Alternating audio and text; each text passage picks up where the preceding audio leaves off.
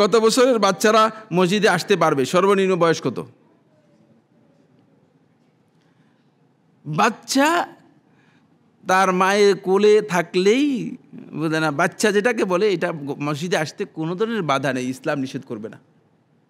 বছর টছরের কোনো মানে বাচ্চার জন্য বছর নির্ধারণ করার কোনো বৈধতা ইসলামে নেই, কোনো বৈধতা। হামাগুড়ি দিয়ে উমাইমা রাদিয়াল্লাহু তাআলা আনহা আসে আল্লাহ রাসূল সাল্লাল্লাহু আলাইহি ওয়াসাল্লাম কোলে উঠে গিয়েছেন মসজিদের মধ্যে। সুতরাং প্রশ্নই আসে না যে সমস্ত জাহিলরা বাচ্চাদের বয়স নিয়ে অস্থির হয়ে গিয়েছেন, এগুলোর কোনো সুযোগ নেই। বাচ্চা বাচ্চাই, নিষ্পাপ, আল্লাহর কাছে নিষ্পাপ, মানুষের কাছে নিষ্পাপ। আর যার কাছে বাচ্চা পছন্দ হয় না, বুঝতে বুঝে তার সমস্যা কোথায়? মাথায়। সমস্যা কোথায়? হ্যাঁ, মাথায়।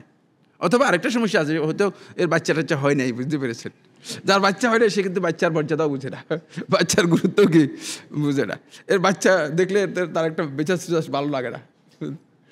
যার বাচ্চা আছে সে বাচ্চার মর্যাদাও বুঝবে, গুরুত্ব বুঝবে।